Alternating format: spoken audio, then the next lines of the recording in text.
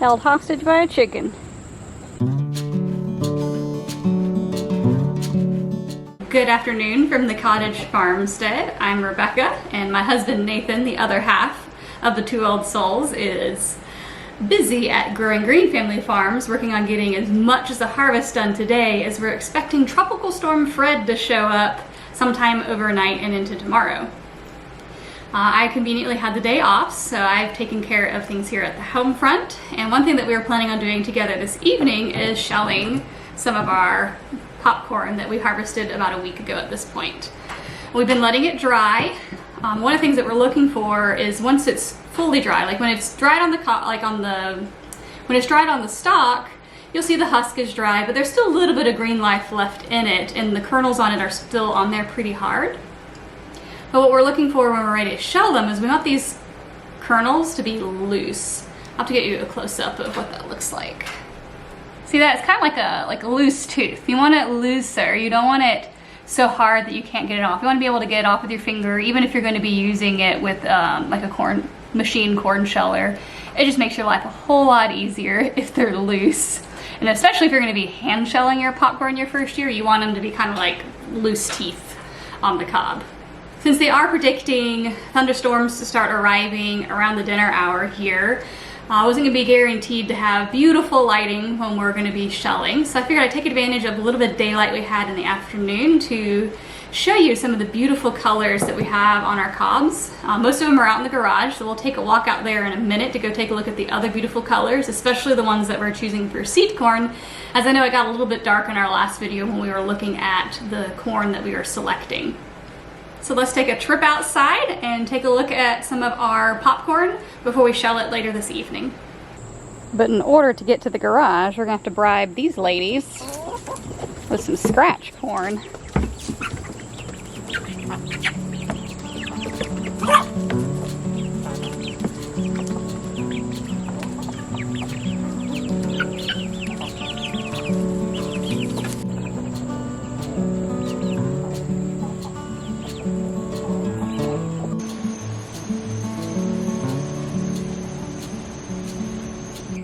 So before Tropical Storm Fred gets here, I wanted to let y'all see some of our dried corn in its full glory. It got dark on us at the end of the last video to show you the beautiful colors we have. But we're also expecting Tropical Storm Fred to be coming through. The outer band, I think, is supposed to start getting here around like the dinner hour when we were gonna start working on shelling the popcorn. So we're gonna have to do it inside, but I thought I'd give you a peek at the beautiful colors in sunlight so you can see their true colors. So what we have in this crate is the cobs that we selected for seed corn, and oh yeah, it's definitely feeling a lot more dry. When it gets dry, the kernels are looser. They feel like they could start coming off. When it's still a little bit wet, they're on there really tight and they're hard to get off. We've had them under the same fan as the popcorn that we're going to be eating for the past 7 days, so it should be good and dry. And we're going to take advantage of the rainy weather that we have coming our way to work on some indoor projects like this that we don't have to be out in our garden when it's pouring the rain. Held hostage by a chicken.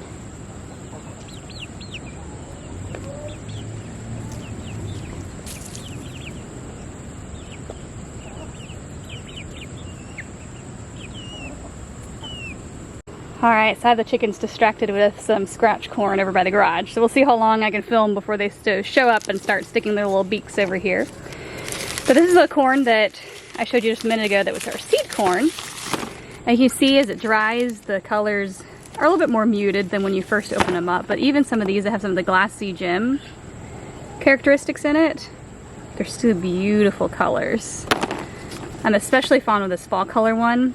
I have dreams if we ever have a year where we don't have a whole bunch of weevils in our popcorn to be able to decorate a little bit better with these around the house during the fall season. We also kept the ones with the beautiful red husks on them because we thought those are really pretty, and the stalks of those were also a beautiful red color, which was a great contrast with the green leaves. It was just very pretty, and it also, they tended to produce these really nice large red ears, which was also a nice trait, so we're gonna keep those in our seed stock. But yeah, just look at all these beautiful colors. We'll be going through and picking a handful of corn from each cob of the colors that we like the most with the ones that have the traits that we like. And then the rest of it we will end up eating. So as we promised in the last video, we're pulling out my great-grandfather, Emery Walter Penland's corn sheller, so that we can make quick work of shelling our popcorn this evening rather than doing it all by hand. As you can see, it was made by R&H or Root Heath Manufacturing, and it was designed to just attach to a box. And so that's what we're going to be doing today. The box that it's currently sitting right now that we'll be attaching it to is our threshing box that we built a few years ago. And I will link below to the plans for those. We put together a set of plans so that you can build one just like this if you so desire. But we'll get that attached and get ready to shell.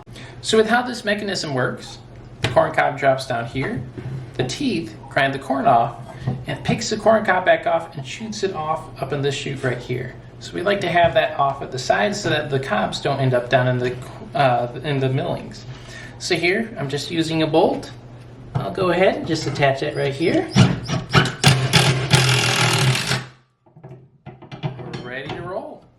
You might be wondering how one bolt can hold this massive thing of metal up.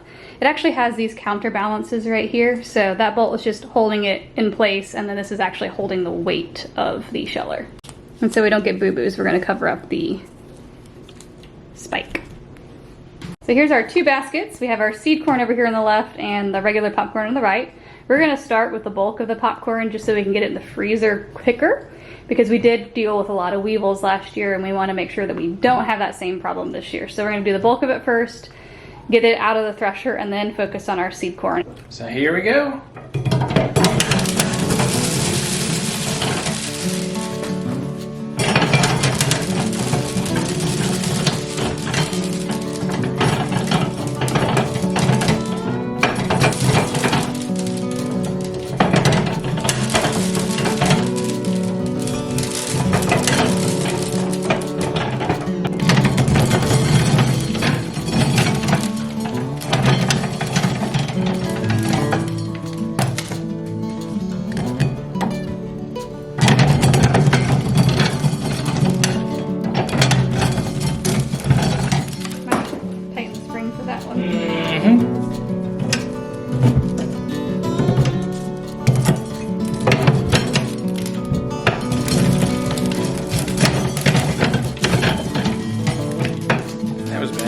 So as you can see, we're having to run some of the cobs through twice, like you can see the one that's in his hand. Some of them are just a little bit skinnier than this was designed for. This was designed for your bigger dent corn rather than smaller cob popcorn. But it still works and does a great job of getting the majority of the kernels off. We do have to do a few by hand sometimes, or we run it through the sheller a couple times.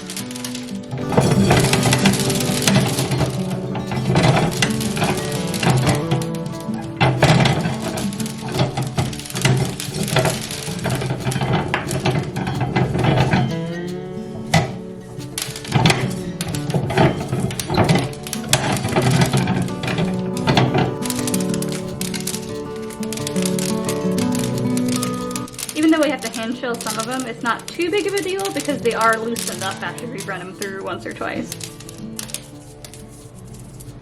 Take a look at all this beautiful popcorn. Got a whole threshing box here full of it. We're going to winnow it a little bit by getting some of the chaff out using a sieve. So we're just going to kind of toss it and blow on it a little bit to get some of the dried corn silks, little pieces of the cob that might be in here, look like little flakes. And to keep an eye out for the weevils. We haven't seen nearly as many as we had last year. We have seen a few as we've gone through and shelled the corn, so we'll take a look as we winnow it and put it into our jars for storage.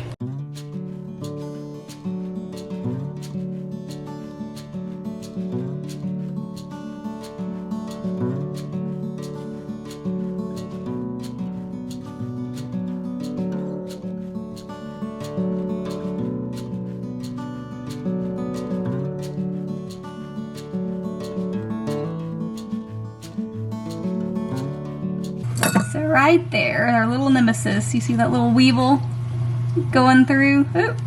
That's what we are trying to kill off. We're trying to head them off early this year because last year we just let this sit for a long time and it got full of those and we lost about 2/3 of our popcorn, so it wasn't usable. So we are trying to get it in the freezer as soon as possible. Oh, there's 2 more of them. There's another one right there. So in the background there, you can see how much popcorn we got from our first crate that we are just planning on eating. And in the foreground here, you can see the corn that we're going to save for seed corn. So we've cleared out our threshing box here, and we're going to shell the seed corn in here and select by hand the seeds that we want to keep for next year. Since we know we're moving to a larger plot of land, we're planning on growing more popcorn next year, so we're going to make sure we save enough seed for a larger patch. So we have 2 jars here. 1 jar we're going to save for our own seed corn, and whatever we don't plant we end up eating anyways. And then I'm saving a smaller jar for my dad. As I mentioned in our previous video about popcorn, the popcorn genetics like to intermix a lot. So we save seed corn and then swap, and so to make sure we have some good genetic diversity coming in, growing in different environments. So we're going to be saving 2 jars, a small jar to give away to my dad and then a larger jar for us.